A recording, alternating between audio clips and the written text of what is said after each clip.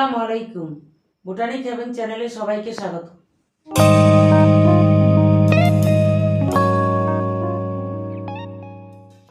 আশা করি আপনারা সবাই ভালো আছেন। আজকে আমি আপনাদের সাথে একটি আনকমন গাছের ভিডিও শেয়ার করব। আর এই গাছটি আপনারা ছাদ, বারান্দা, জমিন সব জায়গায় খুব ভালোভাবে করতে পারবেন। গাছটির নাম হচ্ছে পুরুষ ফুল বা জারুল ফুল বা চেরি ফুল, যে নামেই বলেন।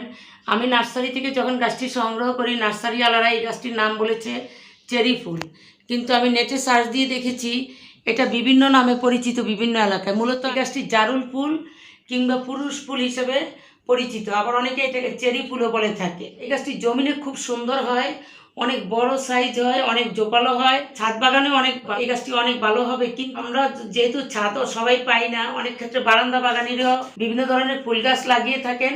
সেক্ষেত্রে আপনারা বারান্দা এই গাছটি করতে পারেন, কোনো সমস্যা নেই। আপনাদের বারান্দা বাগানেও এই গাছটি হবে। আমি আমার এই বারান্দা বাগানে এই গাছটি লাগিয়েছি, সেক্ষেত্রে হয়তো একটু ফুলের পরিমাণ কম হবে। আর ছাদ বাগানে যদি সারাদিনের রোদ পায় তাহলে এই গাছটিতে প্রচুর পরিমাণে ফুল হবে। আর জমিনে তো এই গাছটির কোনো যত্নের প্রয়োজন হয় না, এমনিতে গাছটির ডালপালা প্রচুর পরিমাণে শাখা প্রশাখা হয় এবং প্রচুর ফুল হয়।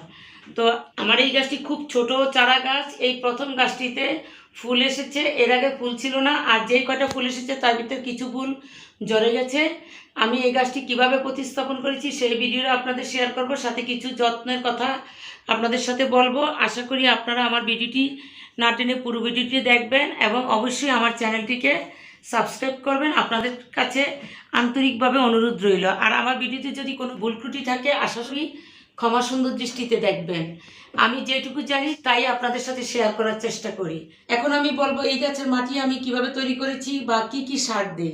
মাটি তৈরি করার সময় আমি 1 ভাগ মাটির সাথে 1 ভাগ বালি আর 1 ভাগ ভার্মি কম্পোস্ট মিশিয়ে মাটি তৈরি করেছি। সাথে আমি 1 মুঠো নিম খৈল আর 1 মুঠো হাড়ের গুঁড়ো দিয়েছি। হাড়ের গুঁড়ো আপনারা 3-4 চায়ের চামচ দিলেও হবে, 1 মুঠো পরিমাণ না দিলেও চলবে। আর যদি আপনাদের কাছে হাড়ের গুঁড়ো না থাকে সেক্ষেত্রে আপনারা ডিমের খোসাও ব্যবহার করতে পারেন। আর আপনারা অবশ্যই সবাই জানেন যে যে কোনো গাছের মাটি তৈরি করার সময় মাটিটা অবশ্যই ওয়েল ড্রেন বানাতে হবে, কারণ গাছের গোড়ায় যদি পানি জমে থাকে সেক্ষেত্রে গাছের গোড়ায় ফাঙ্গাস আক্রমণ হয় এবং গাছের শিকড় পচে যায়।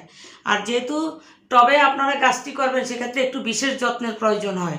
আর পুরুষ ফুলের একটি বিশেষ বৈশিষ্ট্য হচ্ছে এই গাছে ফাঙ্গাসের আক্রমণ বেশি হয়। সেক্ষেত্রে আপনারা মাসে 2 বার অবশ্যই আপনাদের গাছে ফাঙ্গিসাইড স্প্রে করবেন। আপনাদের সুবিধা মতো যেই ফাঙ্গিসাইডটি আপনাদের হাতের কাছে আছে সেই ফাঙ্গিসাইডটি আপনারা 1 লিটার পানিতে 1 চা চামচ মিশিয়ে স্প্রে করে দিবেন, অথবা প্যাকেটের নিয়ম অনুযায়ী এই গাছে আপনারা ফাঙ্গিসাইড স্প্রে করবেন।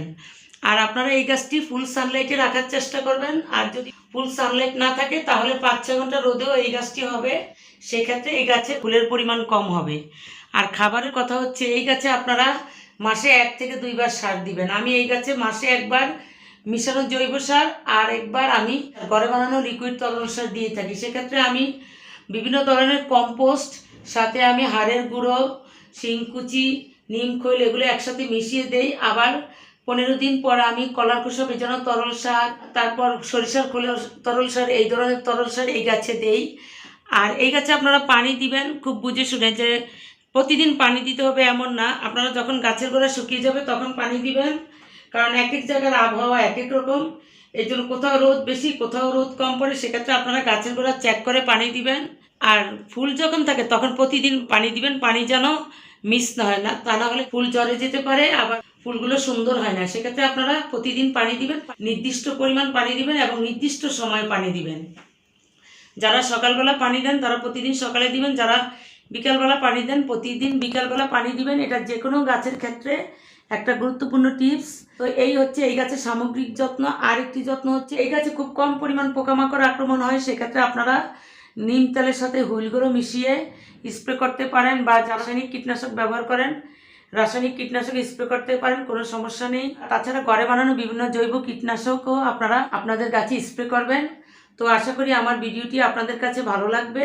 আর আরেকটা কথা, এই গাছটা যেহেতু আমি টবে রেখেছি এবং বারান্দায় রেখেছি, সেক্ষেত্রে আপনার গাছের শেপটা সুন্দর রাখার জন্য আপনারা যখন গাছের ফুলগুলো শুকিয়ে যাবে তখন আপনারা ডালগুলো কেটে দিবেন, তাহলে আপনাদের গাছে আরও নতুন নতুন ডালপালা বের হবে এবং গাছটার শেপ অনেক সুন্দর হবে। আর শীতের শেষে আপনারা গাছটাকে প্রুনিং করে দিবেন।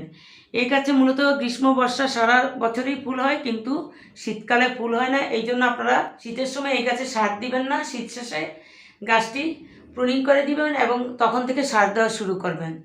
অনেকক্ষণ কষ্ট করে এবং ধৈর্য নিয়ে আমার ভিডিওটি দেখেছেন, এই জন্য আপনাদেরকে অসংখ্য ধন্যবাদ জানিয়ে এবং পরবর্তী ভিডিও দেখার আমন্ত্রণ জানিয়ে এখানেই শেষ করছি।